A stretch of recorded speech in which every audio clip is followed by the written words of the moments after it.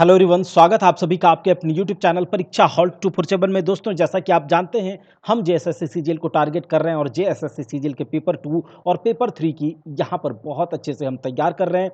हम अभी खोरठा में साहित्य की अन्य विधाएं कर रहे हैं, जिसमें कि मनचरैया यात्रा वृत्तांत को देख रहे हैं। इसका पार्ट 1 आ चुका है। अगर आपने उसे नहीं देखा है तो जाकर के देखिए। मनचरैया यात्रा वृत्तांत में टोटल 8 यात्रा वृत्तांत हैं। उन सबको हम लोग 2 या 3 पार्ट में कवर करेंगे। यह हमारा पार्ट 2 है और इसमें आज हम लोग देखने वाले हैं अंडमान का यात्रा वृत्तांत। ठीक है, अंडमान यात्रा वृत्तांत। दोस्तों, इसके पहले जो हम लोगों ने देखा था काठमांडू यात्रा वृत्तांत, और ये जो मनचरैया यात्रा वृत्तांत है एक कंप्लीट, इसमें कंपाइलेशन है अलग अलग यात्रा वृत्तांत का, जिसमें कि जो इसको लिखने वाले, मनचरैया यात्रा वृत्तांत को लिखने वाले जो लेखक हैं वह है पंचम महतो जी। और यह एक बुक है। आपको इसके बारे में यही याद रखना है कि यात्रा वृत्तांत का एक ऐसा बुक जो कि बुक के फॉर्मेट में लिखा गया है तो केवल एक मनचरैया यात्रा वृत्तांत है, और जिसमें टोटल काठमांडू यात्रा वृत्तांत, अंडमान यात्रा वृत्तांत, उज्जैन यात्रा वृत्तांत, धरती सरग शांति कुंज यात्रा वृत्तांत, तिरुपति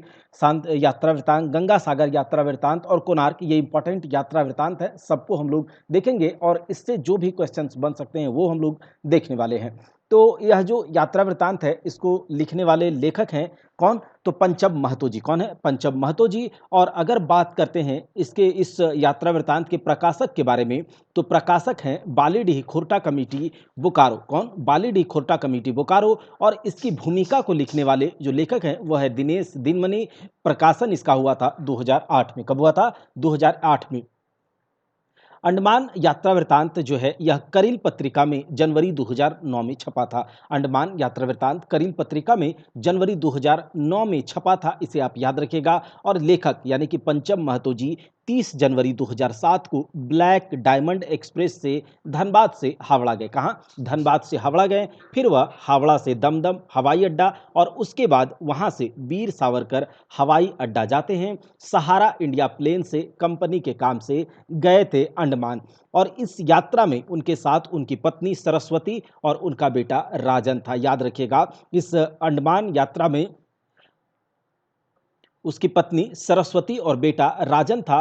अंडमान जाने के बाद वह ब्लेयर होटल में, वे लोग ब्लेयर होटल में रूम नंबर 209 में रुके थे। याद रखिएगा, वह अंडमान जाने के बाद ब्लेयर होटल में रूम नंबर 209 में रुके थे। इस यात्रा वृत्तांत में अंडमान की काला पानी सजा का व्याख्या किया गया है। इस यात्रा वृत्तांत में अंडमान की जहां काला पानी सजा दिया जाता था जिस जेल में, तो उस जेल का व्याख्या किया गया है, डिटेल दिया गया है। कौन सा जेल था? Cellular jail. कौन? सेल्यूलर जेल, जिसमें कि 698 कोठरी बनाए गए थे। 698, लगभग पूरे के पूरे 700 में 2 कम, तो इतना कोठरी वहां पर बनाया गया था। यह कहां पर है? तो अंडमान का अटलांटा पॉइंट, जिसे अटलोच पॉइंट भी कहा जाता है। और इसका निर्माण हुआ था 1896 से 1906 के बीच में। कब? 1896 से 1906 के बीच में।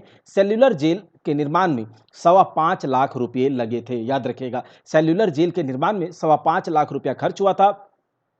20 नवंबर 1857 अंडमानी कमेटी बनी थी। कौन? 20 नवंबर 1857 को अंडमानी कमेटी बनी थी, जिसके सदस्य डॉक्टर फ्रेडरिक जॉन। और इन्हीं के रिपोर्ट के आधार पर अंडमान में 60 फुट ऊंचे पहाड़ी को काटकर सेल्यूलर जेल बनाया गया।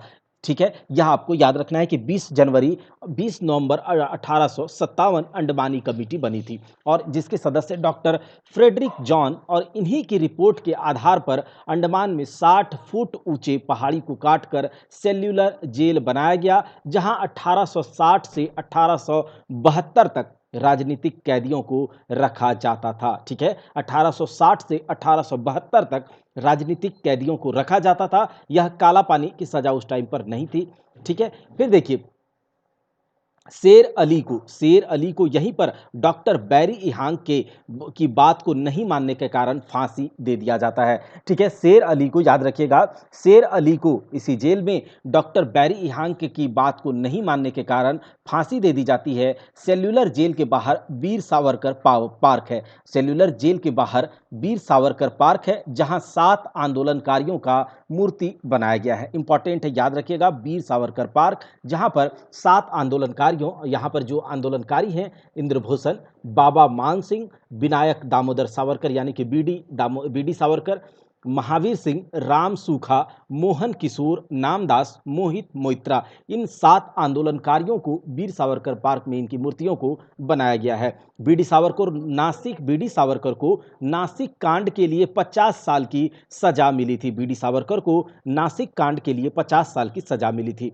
इन्हें यहाँ पर यानी कि बीडी सावरकर जी को 1911 में यहाँ पर लाया गया था, यानी कि जो सेल्यूलर जेल है यहाँ पर लाया गया था। दूसरे विश्व युद्ध के दौरान 1943 से 45 तक यह जो सेल्यूलर जेल है जापान के अधीन रहा और सुभाष चंद्र बोस ने यहाँ पर 1945 में पहली बार तिरंगा फहराया था। याद रखिएगा, सुभाष चंद्र बोस ने यहाँ पर पहली बार 1945 में तिरंगा फहराया था। लड़ाई में हारने के बाद जापानी सिपाही अंडमान को छोड़कर भाग गए और यह अंग्रेजों के अधीन रहा और अभी यह भारत सरकार के अधीन है। अंडमान 572 द्वीपों का समूह है। अंडमान 572 द्वीपों का समूह है। यहाँ पर जारवा, ओंगी, सैम्पेन, सेंटलीज, ग्रेट अंडमानी, निकोबारी आदि मनुष्य रहते हैं। याद रखिएगा, जारवा, ओंगी, सैम्पेन, सेंटलीज, ग्रेट अंडमानी, निकोबारी आदिवासी समूह आदि मनुष्य रहते हैं। यह द्वीप समूह बंगाल की खाड़ी में 92 से 94 देशांतर क्या होता है, जैसे कि आप लोग जानते होंगे, एल्टीट्यूड और लॉन्गिट्यूड। तो देशांतर को कहा जाता है लॉन्गिट्यूड, और एल्टीट्यूड जो है अक्षांशीय विस्तार। तो ये क्या होता है, देशांतर क्या है, ये वाला लाइन, और अक्षांश क्या है, तो 0 डिग्री अक्षांश लाइन, 0 डिग्री देशांतर लाइन, और इसका क्या इंपॉर्टेंस है किसी भी ज्योग्राफिकल एरिया को दिखाने में, जैसे कि भारत का अक्षांशीय विस्तार क्या है, देशांतरीय विस्तार क्या है। तो अगर इसको आपको जानना है तो आपको ज्योग्राफी की क्लास करनी होगी। तो 92 से 94 डिग्री देशांतर और 6 से 14 डिग्री अक्षांशीय विस्तार में विस्तृत है यह अंडमान द्वीप समूह। अंडमान द्वीप समूह 647 किलोमीटर लंबा, 52 किलोमीटर चौड़ा, जबकि निकोबार द्वीप समूह 259 किलोमीटर लंबा और 84 किलोमीटर चौड़ा है। याद रहेगा, अंडमान द्वीप 647 किलोमीटर लंबा, 52 किलोमीटर चौड़ा, जबकि निकोबार द्वीप समूह 259 किलोमीटर लंबा और 84 किलोमीटर चौड़ा है। दोनों द्वीप यानी कि अंडमान और निकोबार दोनों द्वीपों का कुल क्षेत्रफल 8,294 स्क्वायर किलोमीटर है। यहाँ सबसे बड़ा द्वीप 1445 वर्ग किलोमीटर और सबसे छोटा द्वीप 0.8 वर्ग किलोमीटर का है। याद रखिएगा कि सबसे बड़ा द्वीप है 1445 वर्ग किलोमीटर का और सबसे छोटा द्वीप है 0.8 वर्ग किलोमीटर का। यहाँ पर मुख्य 38 द्वीप हैं, 26 अंडमान के और 12 निकोबार के। तो ये पूरा का पूरा अंडमान यात्रा का जो समरी है, जिसमें कि यहाँ से क्वेश्चन बनेगा, पूरा समरी यही है, देख लीजिए एक बार। और आपको पीडीएफ डाउनलोड करने के लिए टेलीग्राम चैनल से जुड़ना होगा, और टेलीग्राम चैनल पर जुड़ने के लिए आपको अबाउट सेक्शन में जाइए चैनल के, और वहाँ पर आपको लिंक मिलेगा टेलीग्राम चैनल का, वहाँ से टेलीग्राम चैनल पर ज्वाइन हो जाइए और जितने भी क्लासेस यहाँ पर आपको दिए जा रहे हैं सबके पीडीएफ वहाँ पर डाल दिए जाते हैं। तो दोस्तों, यही था हमारा अंडमान का यात्रा वृत्तांत, जिसमें कि जो जो क्वेश्चंस यहाँ से पूछे जा सकते हैं सब कुछ हम लोगों ने कर लिया।